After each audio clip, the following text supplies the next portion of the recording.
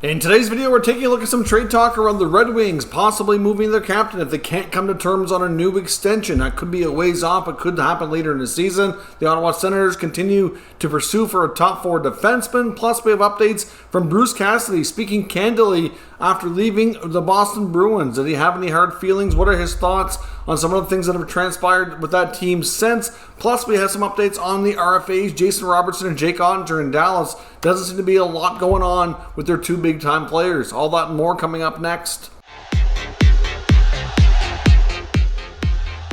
So welcome back to another video here at Top Shelf Hockey. As I mentioned, we have a variety of things to talk about today. First up, I want to take a look at an article here, and I'll post a link down in the pinned comment if you want to have a read through it. But Bruce Cassidy has finally, I guess you could say, opened up a little bit about his time in Boston and answered some questions about what's transpired with the team since and how his feelings on, kind of what has gone down. There's been a lot of talk that a lot of the players kind of wanted a change of coach, and that he was a part of the issue why there was a lot of hesitancy for Krejci and Bergeron to come back and other things, and kind of nice to hear his point of view. He did do a quick Zoom meeting on this, but didn't really get into a lot of the details, and he kind of answered some questions. But this is the first time I've seen, at least that I've noticed, at least that he's talked pretty candidly and openly about his answers. But essentially, he doesn't really slam the Bruins, doesn't really, give them, he had his opportunity. He was asked point blank if he felt that, he kind of was let go unjustly, and that maybe Sweeney and Neely should have, shared their fair share of the criticism for the team not, winning the Stanley Cup or going deeper into playoffs. And he didn't really mention them at all, just kind of said that, he certainly expected that he would have a chance to come back, thought that was well deserved, thought he and the coaching staff had worked really hard and accomplished a lot with what they had on the roster, and that they certainly deserved to keep going, so to speak. So he was kind of felt a little bit blindsided after 14 years in the organization within different roles. Certainly he understands the need sometimes for a change of a voice or a change of leadership sometimes is what's needed, but didn't really see that coming in this scenario. He was asked about Bergeron and Krejci. He said at the end of the year in his meeting with Bergeron that Bergeron told him point blank that he's going to take some time, wasn't sure, thought he had a good relationship there, so he doesn't really think Bergeron's decision to come back is a result of him not being there, so to speak.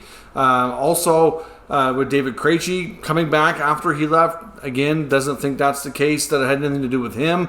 Krejci advised the team that, he's getting older, his kids are growing up, he wanted to have a chance for his kids to spend more time with his family and grandparents, while they were at formidable years. And obviously with COVID kind of complicating things with restrictions, it made it challenging in some cases with family coming in or out. So it made sense for him to maybe take a year. And even then, he said, he didn't know how long it was going to be. It could be a year, it could be more.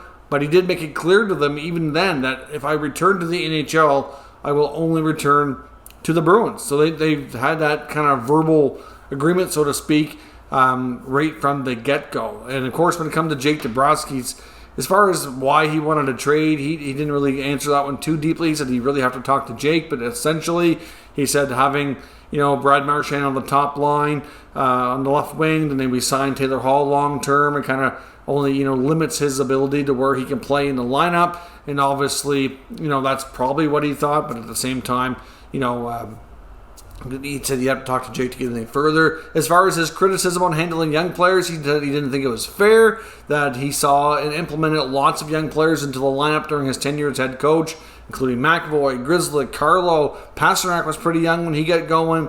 Obviously DeBrusk was a little bit slower and had his challenges for sure, but lots of other players certainly were implemented into the lineup and had their success early on. So he doesn't think the fact that having that criticism was really fair. But at the end of the day, he said even Jim Montgomery, the new head coach in Boston, even talked to him a bit about when he was interviewing for the job. He said he was happy to do that.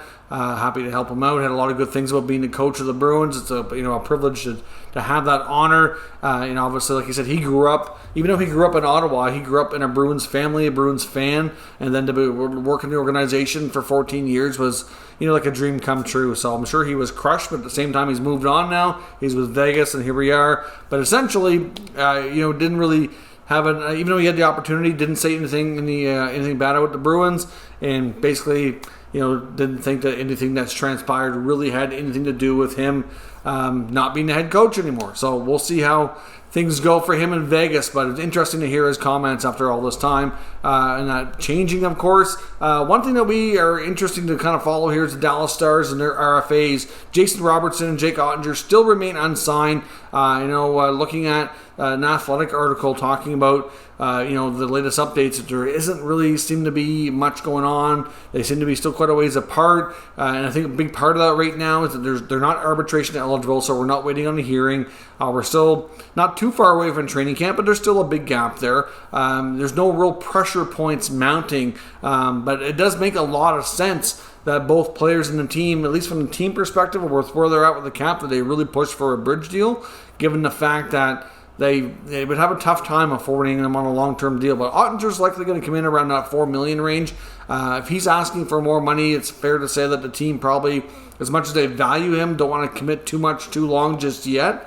And on Robertson's side of it, I'm sure they'd probably like to do a long-term deal. It's just tough, but he might get like a 3-year deal around $7 million or something like that. That to me would probably be reasonable for right now, but in a few years' time, once they can move on from like Ryan Suter, Jamie Benn, they'd have a lot more cap space. Plus, the cap is expected in 2 to 3 years to go up. To me, it makes sense for them to take like 2 to 3 year deals and then try to cash in once the team and the cap is in a better spot, and that'll be their big payday a little bit later. But right now, until there's a pressure point, it doesn't sound like there's really much activity taking place. I think once we're closer to training camp and then the ticking point here of the clock ticking on camp starting will be that pressure point that hopefully will get something done so they don't miss any time. But if they miss camp, they could miss time in the season. That's only going to hurt the team, considering how important both players certainly are. Now, of course, when it comes to the Ottawa Senators, latest reports from this combination here, I want to talk about Bruce Garriock and a Pierre Dorion interview a couple days ago on TSN 1200. Dorion made it clear he still like to add a top 4 defenseman. Garriock talked about this in recent articles as well. Jacob Chychrun still remains on their radar. Of course, Dorion's not going to come out and say that, but Bruce certainly did in his recent articles here. It's no secret that they have really got a major interest there, but the price remains high, so they remain, hesitant to pull the trigger, you could say. But Pierre Dorion on 1200 made a comment, kind of jokingly said that other GMs kind of see him coming.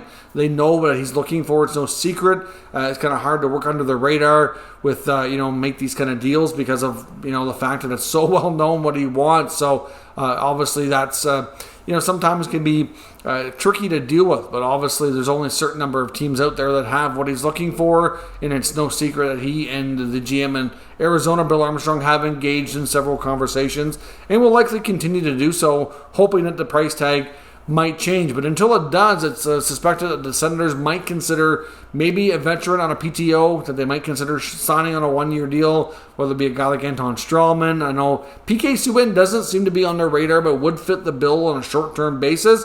But I know Bruce Garriock had made it known in other comments he's made, saying that they did explore that as like a backup plan, so to speak. But they seem to have moved away from that. Of course, there's also, our local boy from Ottawa, Calvin DeHaan, who's not signed and still looking for NHL work, which could be a scenario as well. But Dorion did make it known that they are considering a few veterans on PTOs, but nothing was really finalized here as of right now, so it's hard to say where they go. But Jacob Chychrun still very much on the Senators' radar. It's just a matter of trying to find the right price tag that works for them, and until Arizona budges, we very well might not see a deal. Might see them turn their attention elsewhere. Now, in Detroit, obviously, Dylan Larkin's a topic everyone talk about. Obviously, an article from MLive.com and Answer Con talking about Dylan Larkin and the fact that he needs a new contract. Now, Larkin goes into the final year of his deal. It's no secret that negotiations on a longer-term extension have been ongoing for about the last 4 to 6 weeks, but right now it remains far apart. Nothing is imminent,